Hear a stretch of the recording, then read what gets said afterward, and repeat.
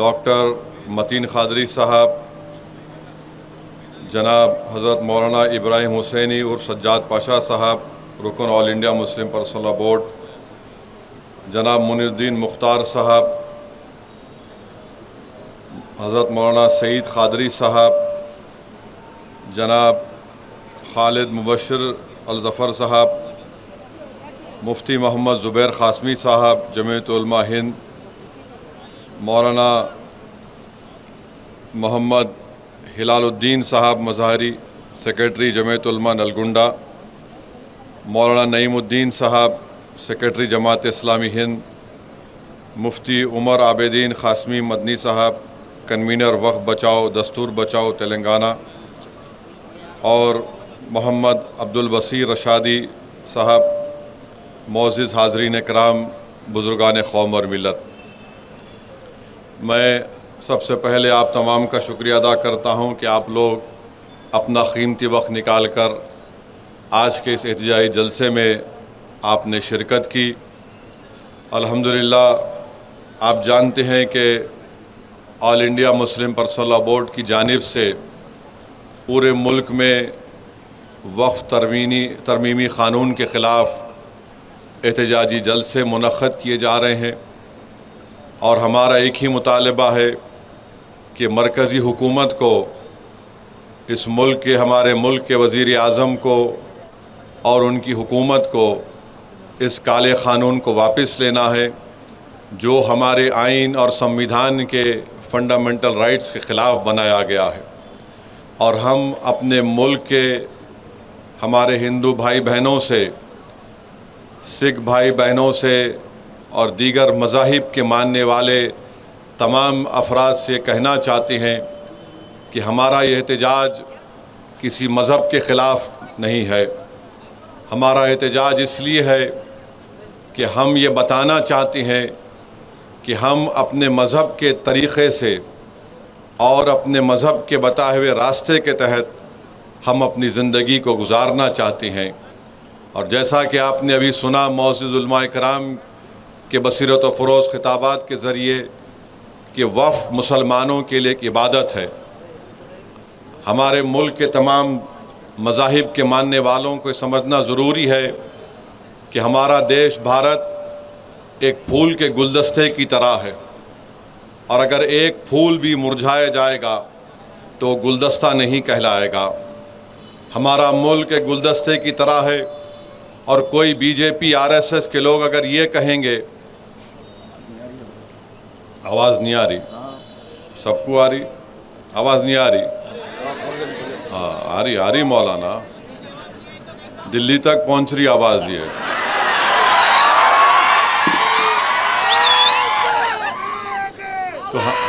तो सुनो, BJP RSS ये कहना चाहती है कि गुलाब का फूल है तो आरएसएस और मोदी बोल रहे नहीं, गुलाब की खुशबू नहीं निकालना, तुम चमेली की खुशबू निकालना। चमेली का फूल है तो आरएसएस बोल रही कि नहीं, तुम चमेली नहीं, तुम गुलाब की तरह बन जाओ। ये तो नहीं हो सकता है ना। ये मुल्क एक गुलदस्ता है, यहाँ पर जितने फूल हैं अगर वो अच्छे रहेंगे तो मुल्क विकसित भारत बनेगा।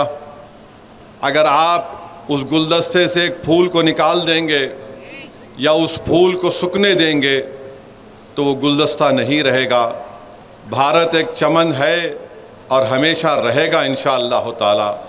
हम तो चाहते हैं कि चमन हमेशा आबाद रहे, क्योंकि इस चमन में हमारे बुज़ुर्गों ने अपना खून पसीना इस चमन को खुशगवार बनाने के लिए इसमें अपना सब कुछ कुर्बान किया।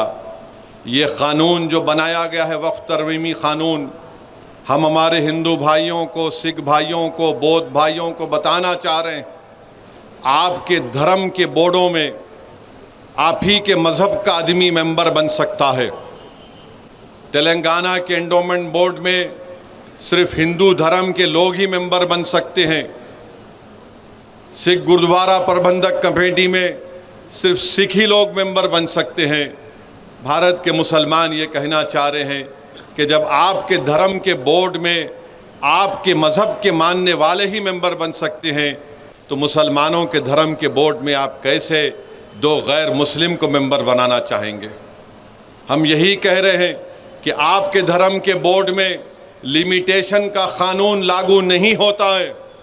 لیمیٹیشن کے قانون کا مطلب یہ ہے کہ اگر نلگونڈے میں کسی انڈومنٹ کی یا مندر کی یا مورتی کی جائیداد پر اگر کوئی قبضہ کر کے 25 سال سے بھی بیٹھا ہے تب بھی وہ مالک نہیں بنتا۔ مودی یہ کہہ رہے ہیں کہ اگر مسلمانوں کی وقف کی جائیداد پر کوئی قابض ہوتا ہے اس کو صرف 12 سال دکھانا پڑے گا کہ وہ قابض ہے تو میں اس کو مالک بنا دوں گا۔ بتائیے آپ کون سا انصاف ہے یہ؟ آپ بتائیے کیسا قانون ہے یہ کہ ہمارے ملک میں آدیواسی لوگ رہتے ہیں اور آدیواسی لوگ مسلمان بھی ہو سکتے ہیں۔ پارلیمنٹ میں کانگریس پارٹی سے لکشدیپ سے ایک مسلم ایم پی ہے، حمداللہ سعید ان کا نام ہے، مسلمان ہیں، آدیواسی ہیں، ٹرائبل ہیں۔ ان کے والد 9 مرتبہ کے ایم پی تھے کانگریس پارٹی سے، راجیہ سبھا کے لوک سبھا کے ڈپٹی سپیکر بھی تھے۔ آپ نے قانون بنا دیا کہ شیڈول 5 شیڈول 6 میں کوئی وقف کی پراپرٹی نہیں دی جا سکتی ہے، تو وہ جو آدیواسی مسلمان ہے کیا وہ اپنی جائیداد کو وقف نہیں کر سکے گا؟ کیا یہ ہمارے بھارت کی آئین کے آرٹیکل 14 کے خلاف نہیں ہے، آرٹیکل 15 کے خلاف نہیں ہے، آرٹیکل 26 کے خلاف نہیں ہے، آرٹیکل 29 کے خلاف نہیں ہے؟ اس طرح کا قانون بنا دیا گیا۔ اتر پردیش میں، ہریانہ میں، پنجاب میں وقف ایویکیو پراپرٹیز ہے۔ جو لوگ اس وطن کو چھوڑ کر چلے گئے تھے انہوں نے کہا کہ میں وطن کو چھوڑ رہا ہوں مگر میں یہ جائیداد اللہ کو اس کا مالک بناتا ہوں۔ تو مودی نے کیا کر دیا؟ کہا کہ وہ سیکشن کو اڑا دیا آپ نے، لیمیٹیشن کے سیکشن کو اڑا دیا، وقف ایویکیو پراپرٹیز کے سیکشن کو اڑا دیا۔ اگر نلگونڈے میں کوئی وقف ایویکیو پراپرٹی ہے تو وقف کی پراپرٹی نہیں رہے گی، کلیکٹر اس کا، گورنمنٹ اس کی مالک بن جائے گی۔ اب کہاں سے وقف کو بچا رہے ہیں بتاؤ؟ پھر قانون یہ بنا دیا گیا کہ 6 مہینے کے اندر وقف کے پورٹل کے اوپر آپ کو موجودہ وقف کو رجسٹر کرنا پڑے گا، اور اگر 6 مہینے میں نہیں کرے تو وہ وقف نہیں رہے گا، کورٹ کو جاؤ۔ اور اگر رجسٹر کرنے گئے تو کوئی بھی ایک جوکر جا کر بولے گا نہیں یہ وقف کی پراپرٹی نہیں ہے، تو کلیکٹر صاحب خالی انکوائری لکھنا اس کے اوپر، انکوائری جیسا لکھے، جب تک انکوائری مکمل نہیں ہوتی وقف کی پراپرٹی نہیں رہے گی۔ کلیکٹر صاحب انکوائری لکھ دیں گے اور جو بھی چیف منسٹر ہوگا ان کو جا کے بولیں گے آقا آپ کا کام کر دیا، ہم اپنی وقف کی جائیداد سے محروم ہو گئے۔ آپ کہہ رہے ہیں کہ نہیں کاغذ کی ضرورت نہیں ہے، تو پھر سیکشن 3 کیا ہے بتاؤ ہم کو؟ آپ کہہ رہے ہیں کہ کاغذ نہیں ہے تو کس نے اس کو وقف کیا تھا یہ لکھ دو۔ ارے 900 سال 400 سال پہلے کی مساجد ہیں، درگاہیں ہیں، کیسے معلوم ہوگا بتاؤ؟ تو آپ کا منشا اور مقصد ایک ہی ہے کہ وقف کی جائیدادوں کو چھین لیا جائے۔ سیکشن 3C کیا ہے بتائیے آپ؟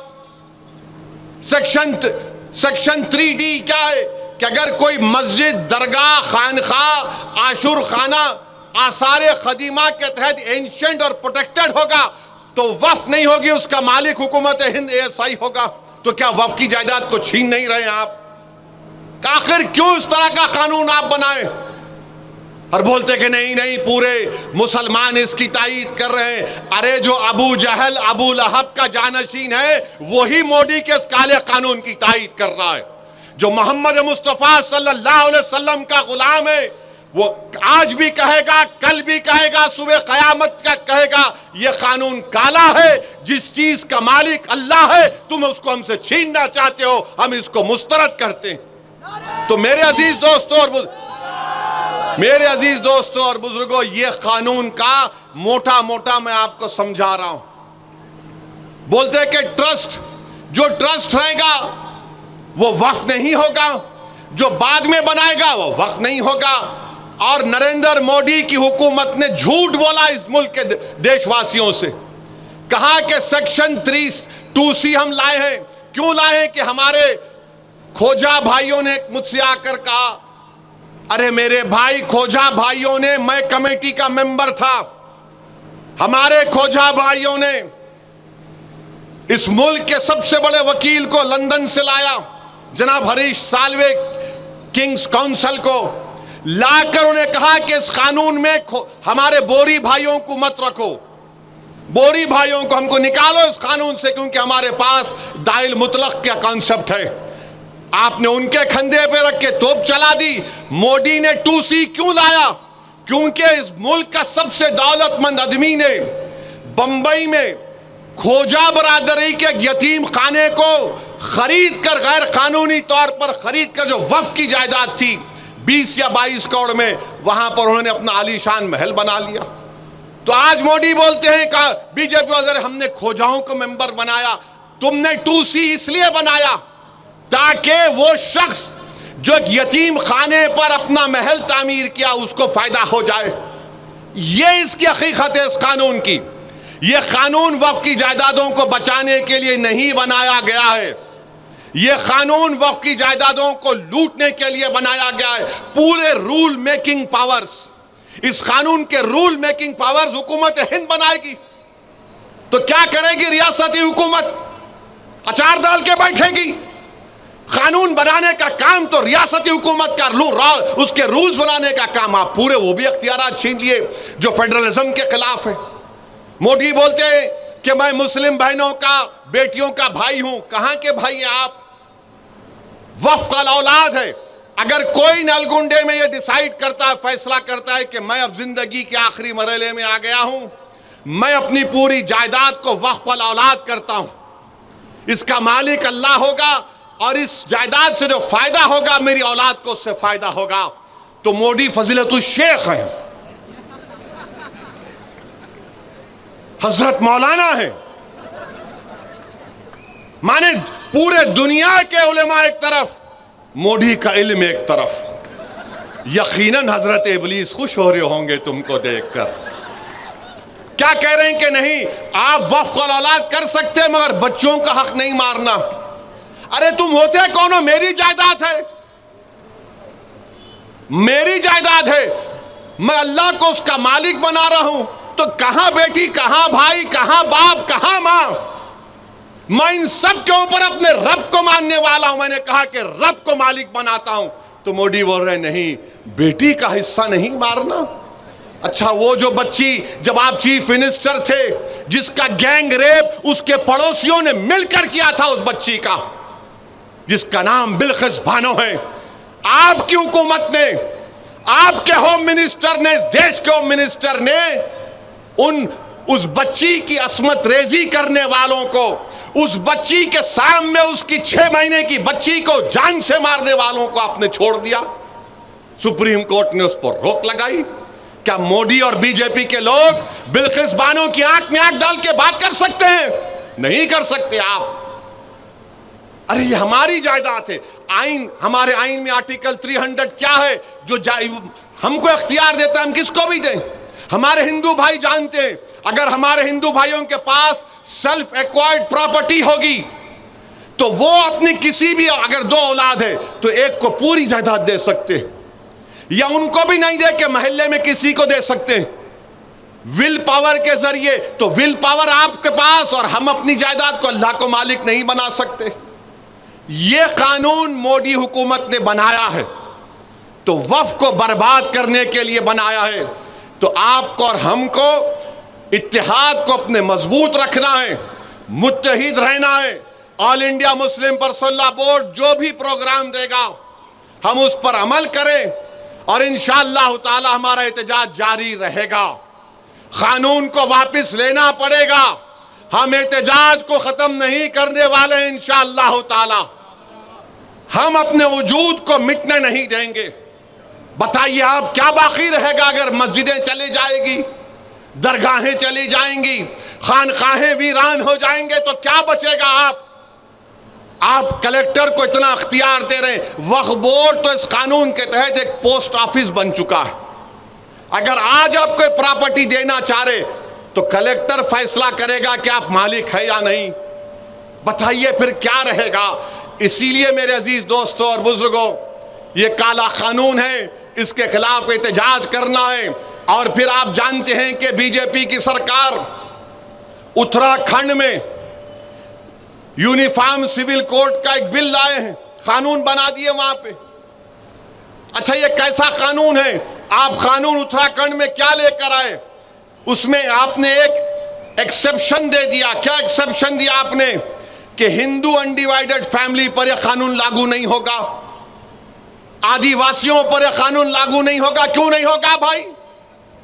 کیسے نہیں ہوگا بتاؤ؟ ہندو انڈیوائیڈڈ فیملی پہ قانون لاگو نہیں ہوگا؟ ارے کیا کوئی ہندو اپنی شادی مسلمانوں کے طریقے سے کر سکتا ہے؟ نہیں کر سکتا۔ کیا ایک مسلمان ہمارے کو ہندو بھائی بہنوں کے طریقے سے شادی کر سکتا ہے؟ نہیں کر سکتا ہے۔ آپ کا قانون کے تحت آپ اپنی زندگی اور اپنی شادی اور اپنی موت کے طریقوں کو اپنائیں گے، اپنی جائیداد کے بٹوارے کو طریقہ اپنائیں گے۔ میں اپنے طریقے سے مسلمان ہوں، مگر مودی بولتے نہیں۔ پھر آپ ایکسیپشن دیتے ہیں اس میں کہ ہندو انڈیوائیڈڈ فیملی پر اتراکھنڈ میں آپ بتائیے اگر میں طلاق دینا چاہ رہا ہوں تو میں اپنے طریقے سے دوں گا۔ مودی بول رہے نہیں، طلاق اس طریقے سے دینا جیسا میں بتا رہا ہوں۔ ارے بھائی یہ تو بتاؤ بھابھی کہاں ہے پھر؟ میں ان کو نہیں بول رہا ہوں، میں بول رہا ہوں آپ کو۔ میں آج تقریر کے آخر میں بولوں گا بھابھی کا مطلب کیا، ابھی نہیں۔ مولانا بیٹھے ہوئے ہیں۔ اتراکھنڈ کا یو سی سی دفعہ 25 کی خلاف ورزی کرتا ہے۔ کیا ہماری شادی ہمارے مذہب سے الگ ہے کیا بتاؤ آپ؟ اچھا کوئی مذہب کے مطابق نہیں کرنا چاہ رہا، جاؤ اسپیشل میرج ایکٹ ہے، اسپیشل میرج ایکٹ ہے۔ جائیداد آپ اسلامی طریقے سے نہیں دینا چاہ رہے، انڈین سکسیشن ایکٹ ہے، جاؤ۔ ایڈاپشن کرنا چاہ رہے آپ جاؤ، ایڈاپشن ایکٹ ہے، یہ سیکولر ایکٹ ہے، اس کو استعمال کرو نا۔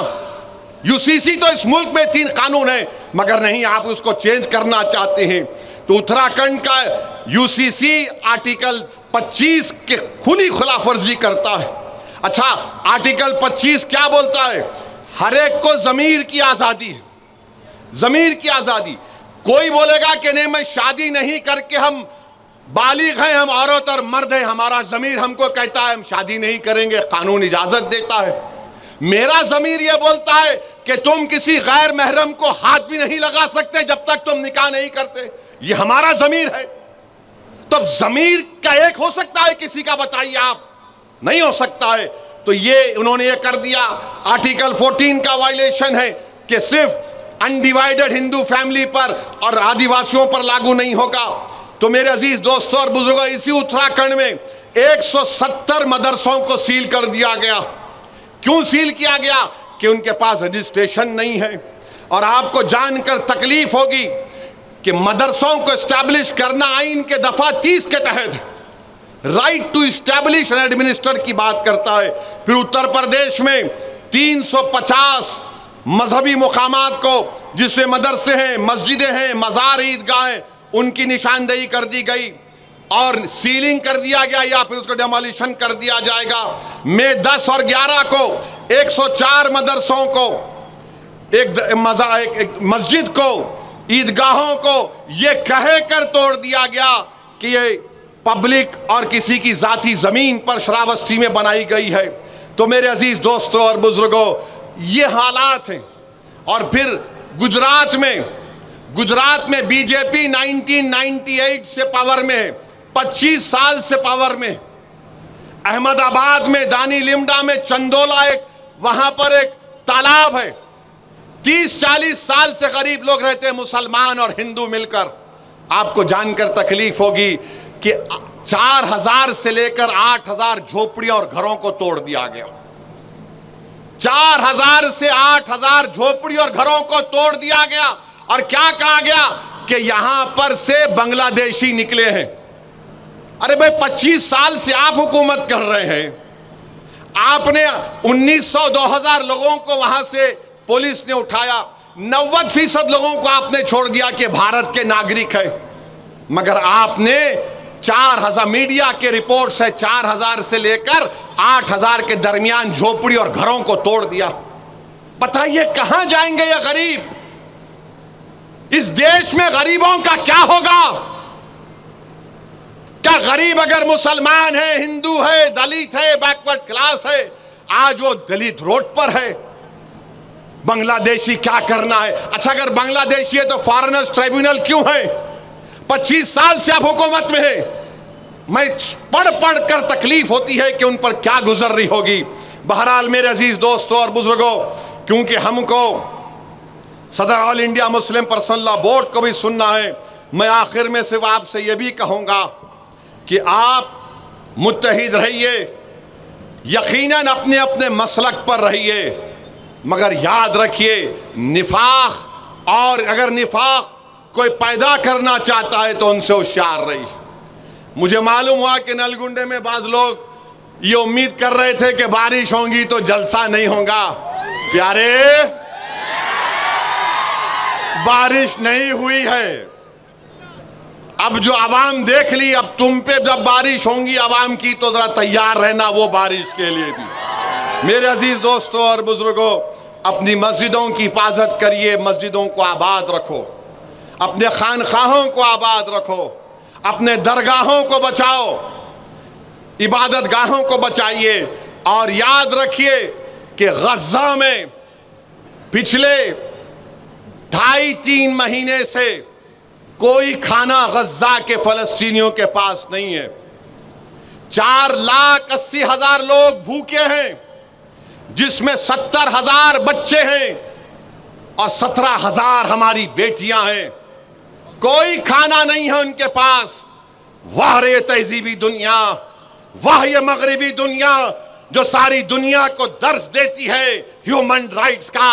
ارے تم نے ان غزہ کے فلسطینیوں پر جو ظلم کا پہاڑ ڈھایا ہے، کبھی تاریخ تم کو معاف نہیں کرے گی، اور ہم کو یقین ہے، ہمارا ایمان، ہمارا وجدان پکار پکار کر کہہ رہا ہے اللہ رزاق ہے، اللہ جبار ہے، اللہ ستار ہے، اللہ غفار ہے، اللہ لطیف ہے۔ انشاءاللہ تعالی اللہ انہی کو غالب کرے گا، انشاءاللہ تعالی اللہ انہی کو غالب کرے گا۔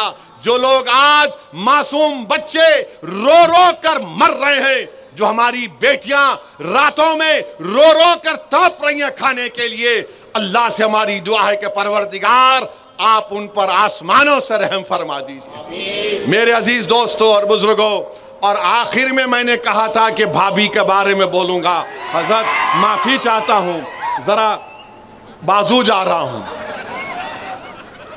ابھی ہمارے بھوپال کے ہمارے ملے صاحب، میرے چھوٹے بھائی ہیں، خط لکھے، اور خط میں کہا کہ اویسی صاحب آپ حکومت کے ڈیلیگیشن میں جا رہے ہیں ہمارے مدھیہ پردیش میں، وہاں کے ایک وزیر نے ہمارے بھارتی فوج کی ایک بے باک ہماری بیٹی کے تعلق سے کوئی اناپ شناپ بک دیا۔ آپ ذرا پوچھ لیجئے گورنمنٹ سے، کیونکہ اگر آپ ان ممالک میں جائیں گے تو آپ سے سوال ہوگا۔ پہلے تو میں کہنا چاہ رہا ہوں کہ دنیا میں کوئی ایسا مائکا لال پیدا نہیں ہوا ہے جس کے سوال کا جواب اللہ اس کے رسول کے صدقے میں ویسی نہ دے، تو میں جواب دے سکتا ہوں۔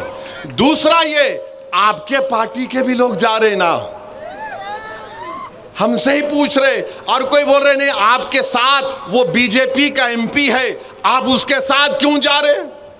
تو کیا پارلیمنٹ میں ہم نہیں بیٹھنا ان کے ساتھ؟ آپ ووٹ ڈالے تو میرے بھائی میرا حال ایسا ہو گیا کہ غریب کی جورو سب کی بھابھی بنی ہوئی ہے۔ اب بولتے نا غریب کی جورو سب کی بھابھی، ایسا لگتا ہے ان کو، بولو ارے کہ میں ہوں، دکھ گیا تمہارے کو، پورے ہیں نا اس میں، مگر الحمدللہ ان کو اس لیے بولتے کہ ان کو معلوم کہ ہاں یہ بے باک طریقے سے بولتا ہے، دل سے مانتے ہیں مگر زبان سے اقرار نہیں کرتے، الگ بات ہے۔ دل سے مانتے ہیں کہ ہاں یہ بے باک طریقے سے بول رہا ہے۔ بہرحال ہم حکومت سے مطالبہ کرتے کہ آپ کو اس کالے قانون کو واپس لینا ہے، اور 25 تاریخ کے دن آپ کو کیا ہے انسانی زنجیر، ہیومن چین ایسا پکڑ کے ٹھہرنا، کٹ ایسا ٹائٹ پکڑ کے پورے ٹھہر جانا، بزرگ بڑے بچے۔ اگر گھر میں ہماری بیٹی بھابھی بولی ہاں بولتا ان کو بھی لا لینا، چھوڑنا نہیں دوسروں کی طرح، نہ دوسرے کر دیے مگر آپ نہیں کرنا۔ یہ وفد کا معاملہ ہے، متحدہ طور پر اپنے اس احتجاج میں شامل ہوئیے اور اس کو کامیاب کریے۔ وآخر دعوانا الحمدللہ رب العالمین۔